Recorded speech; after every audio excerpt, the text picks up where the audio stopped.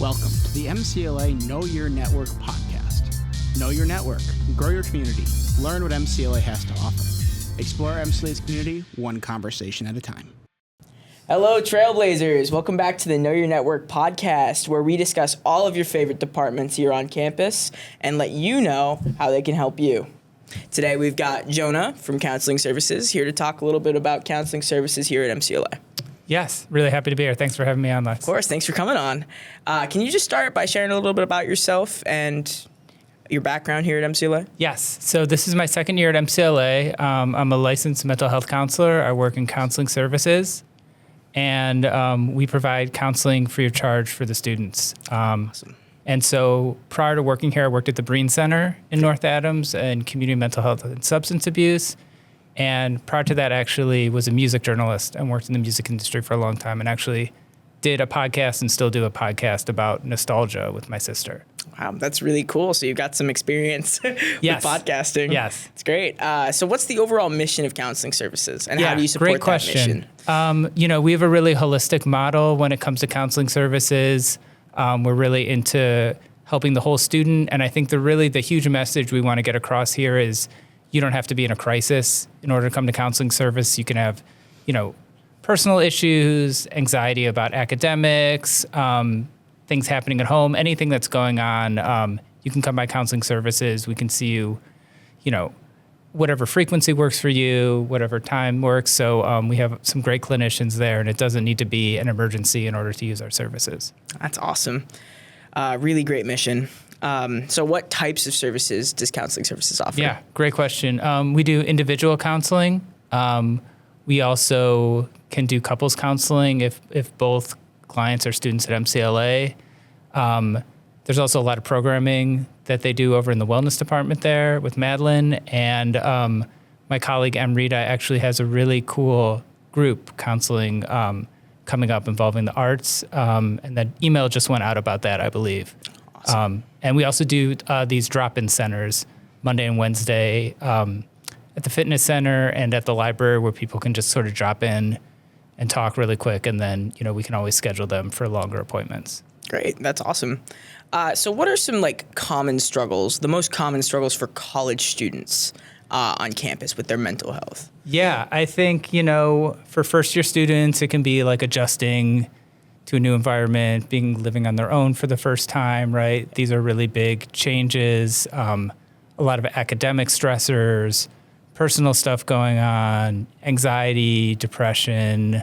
I think those are some of the major ones we see, especially around finals or times that are especially kind of stressful, or even really like this time of year when we're getting less sunlight, it's cold, it's harder to motivate, harder to practice self-care, that kind of stuff. Yeah, I was actually going to ask about that, like hot spots during the year where college students tend to feel a little bit more, isolated or stressed out. Yeah, I think this is a tough time of the year.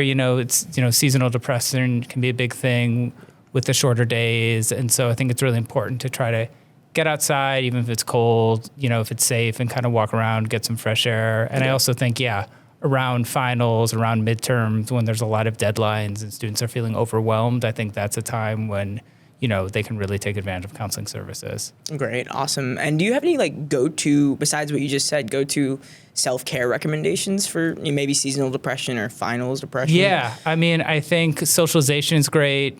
Talking to your friends about it. I think trying to go outside, get some fresh air.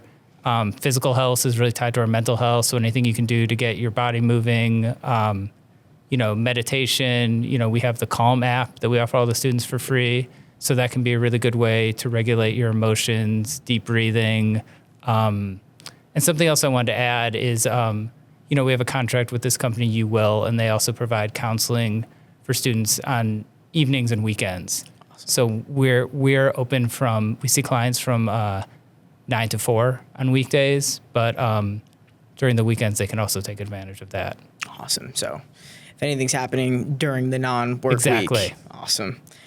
And so how does counseling support students struggling with stress related to midterms and finals? Yeah, I mean, there's obviously a lot of resources. Yeah. There's a writing center, there's a tutoring, so encouraging them to make appointments there for the actual academic work. And then I think from more of a counseling perspective, dealing with the stress, trying to work on the pre-test anxiety, coping skills, like taking deep breaths, trying to relax. Part of it is preparing intellectually, and then part of it is sort of not feeling super anxious during the test so that it's taking away from the knowledge you already have. Awesome. And I'm actually just curious, since you were a music journalist before, and obviously you listen to a lot of music, is there a correlation between like how music can benefit your mental health? Yeah, I think so, for sure. I think music can be really cathartic. I wrote and played like really heavy music, which I feel like can be not everyone's cup of tea, right? But I think that can be really powerful and cathartic. And I actually work a lot in my private practice with artists and musicians, and I have a book coming out in 2027 that's called Band Therapy, Mental Health for Musicians. That's really about interpersonal communication in bands and artists, and there's so much conflict with that. But I think that music can be a huge way to sort of have socialization, especially around here, to go out, to bond with other people with similar interests. I think it can be, I think there's a lot of correlation between music and mental health for sure, and a lot more attention to it in recent years. Yeah, definitely, because I think it's not only just listening to music, but it's also like making music. Mm-hmm. Like when I play the drums and I'm having like a really bad day or I'm angry, like playing the drums sort of helps me like de-stress. Yes. And think about, releasing negative energy, I guess, through playing music. So I think it's a really, really good thing to touch on for sure. Yeah, I totally agree. And if you're in a dorm room, right, it might be tough to like break out a drum kit, but I do think there is like a building with like practice, where you can practice. So I think it can be a great way to get out some of those feelings. Yeah. Church Street Center. Church Street Center, yes. Awesome. So how can students set up an appointment with counseling services? Yeah, super easy. You can email counselingservices@mcla.edu, or you can give them a call. And the number I don't have memorized, but counselingservices@mcla.edu, or you can go on the website and look up counseling services. And basically from there, they will send you a link to our EHR. They'll ask you some questions. What's going on? What times are you available? And then Susanna will reach out to you with possible times and possible clinicians. And so, there's just some really brief paperwork. It takes about 5 minutes. But if you're unable to fill out the paperwork, we can also work with you to kind of get it filled out. We can help. Awesome. So it's pretty straightforward. Yeah, super straightforward. Awesome. And it doesn't cost any money to attend counseling services is completely free. There's no limit on the number of sessions. We also, I should mention, have a med provider on Tuesdays, and those appointments are also free. The only time something in counseling services will cost you money is if you were getting medication through the med provider and you had some kind of copay for meds. Okay. But as far as our services are, they are completely free. We don't charge insurance. It's, Awesome. Totally confidential, totally free service that's offered by the college. Great. Awesome. Perfect. And so for advice for students, like on their own, how can students manage the common stress factors of being at college? Well, I think, first of all, really taking care of yourself, right? Like all the stuff, you already know, like drinking enough water, getting enough rest, getting physical activity. So although taking care of your body, those can all be really important. And then I think with the stress, developing coping skills that work for you. So, that can be deep breathing, meditation, some kind of contemplative practice like yoga, playing sport, anything, sort of that helps regulate your nervous system. But I think really the core is like, eating right, getting the sleep, just kind of taking care of your body because it's so connected to our mental health as well. Right. And what would you say is the role of, personal time or social time, like time where you're not doing something that you have to be doing? Is that beneficial? Yeah, super important. And I think also the first thing that kind of goes away when you get busy, right? You're like, this is not important. Yeah. And so it's really important to prioritize that personal time, that time for self-care. And what I tell my clients sometimes is to actually like schedule that in your calendar. Yeah. Like as if you would schedule a meeting or anything else. And that way for this half hour, you're doing this and this is on your schedule and this is non-negotiable. And I also think the flip side of that is, how much time could you get back by watching what time you're wasting doing things that aren't, aligned with your values? Like if you're spending 3 hours a day scrolling on your phone, but you can't find like a half hour to go for a walk, like how can you kind of switch that up a little bit so you can kind of prioritize the self-care and maybe deprioritize some of the things that aren't serving you as much? Actually, yeah, that's a really good point. And actually, on the subject of scrolling on your phone, how is social media associated with your mental health, whether that's a good or bad way? Well, it's a really good question. I think it's a big question. Yeah. I think from the research I've seen, right, like looking on Instagram of people on vacation having the best times of their lives can sort of make us question our own situations because you're sort of seeing this very curated view of people's lives. And then if you're comparing your own life to that, you're going to sort of feel like you're coming up short. People aren't generally posting, the day-to-day mundane or negative things that happen to them. So I think taking all the social media with a grain of salt and realizing it's super curated and it isn't necessarily a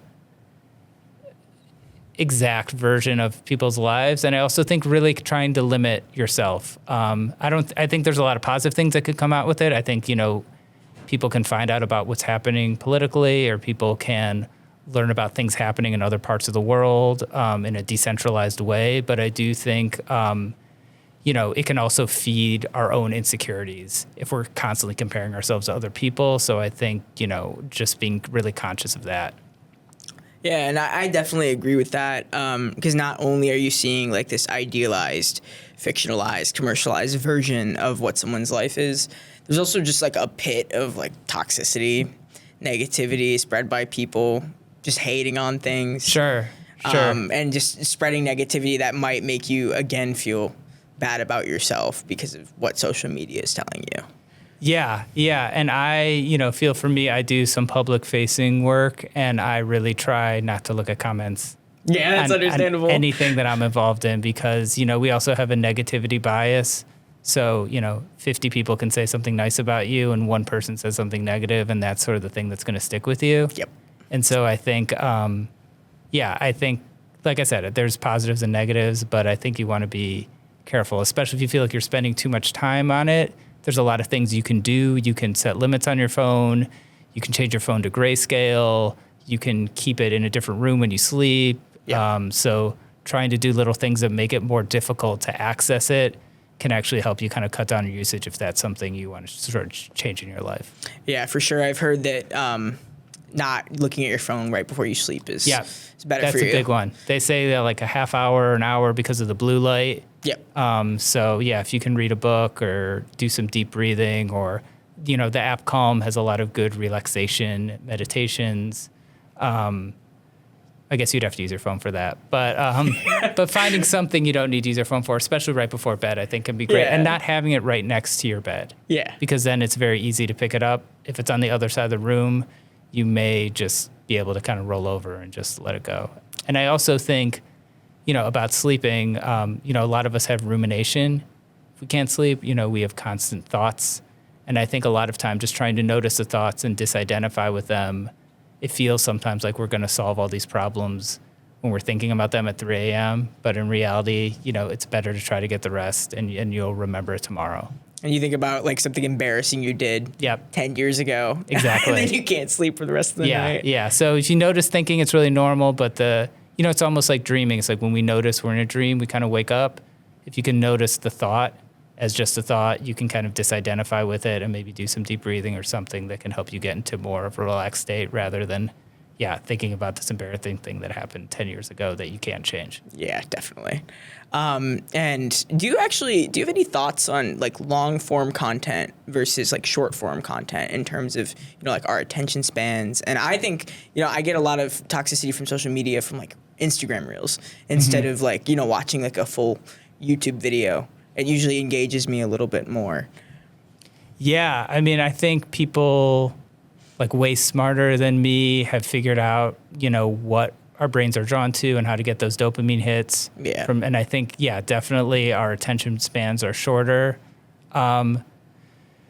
So I think, again, it's just something to be conscious of. I'm not saying, never to look at TikTok or never to watch these short videos, but I do think there can be something better about focusing on something for a longer period of time. I heard something, this new Ben Affleck, Matt Damon film on Netflix. Yeah. Okay. Yeah. So I heard Matt Damon gave an interview where he said Netflix, and I don't want Netflix to sue me or anything. This is just something I read. Was Matt Damon said that they had him restate the plot of the film 3 or 4 times inside the movie because so many people watching Netflix are looking at their phones that they'll actually miss the plot. So they have to sort of keep repeating it. And it sounds kind of wild, but I think it sort of makes sense because I think, we're so used to having. So I think, if you're going to watch something, maybe try to put the phone down and be engaged. And if you're going to,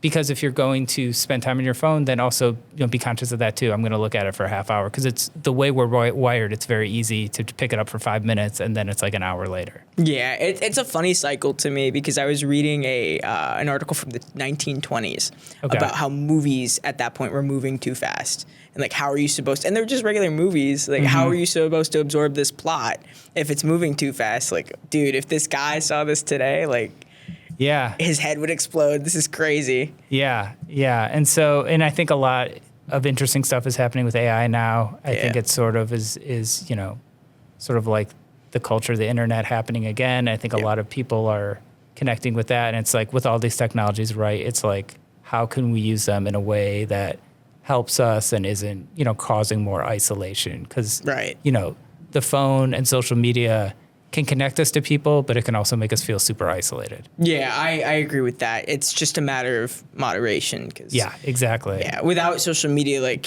social media can bring a lot of good things, like connecting with people from all around the world. That's pretty great. For sure. But also, it can be harmful if you use it too much, I think. And how can, the campus community at MCLA have more open and supportive mental health conversations with each other? Yeah, great question. I would say, coming to counseling services is great, but I would say also, there are peer advocates. Yeah. So you can come to different events. We just tabled a spring orientation event, so you can come learn more about counseling services. There's all kinds of events that Wellness puts on.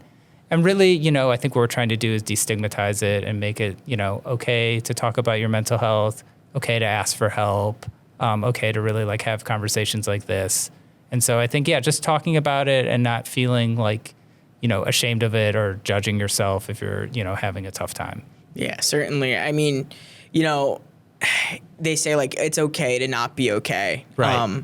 And I think fostering a culture where we can, share and be open with the fact that, maybe classes aren't going so great. It doesn't make you weak or anything. It's just, sometimes things are tough. And that's what college is really. It's one of the harder times, I think, for young adults right now. And, it's like, oh, you're in college, you're supposed to have fun, but it's kind of hard sometimes. Yeah, for sure. Yeah, it's a lot. Yeah, I never went to counseling services when I was a student at my college, and I wish I had. I wish I kind of knew that these resources were available. They probably were available, but it just wasn't on my radar at the time. So I think it's a really great resource that the college offers. For sure, and I think that's also what Know Your Network is about. You might not know what these services are on campus or that you even have these services at MCLA, but we're just trying to talk a little bit more about, what you can get and how you can make the most out of your time here, while not burying yourself in work, really. So I think that's a really great thing. I think what you guys are doing is fantastic. And I know as an RA, I've gotten to know you guys a lot more, and I'm really, really glad I did. But I think, is there anything else you'd want to say? No, like I said, if you're interested in learning more about counseling services, you can check us out on the MCLA site, or you can email counselingservices@mcla.edu. And yeah, I think that's pretty much it. Awesome. Well, thank you so much, Jonah. And thanks for all that you do on campus. We really appreciate it on behalf of the MCLA community. Thank you, We Lex. really appreciate you guys. And thanks so much for coming on. Yeah, of course. Thanks for having me. Thanks for watching. To join us on the next Know Your Network podcast, send requests to samlab@mcla.edu. To follow us on Instagram and YouTube, see the links in the description.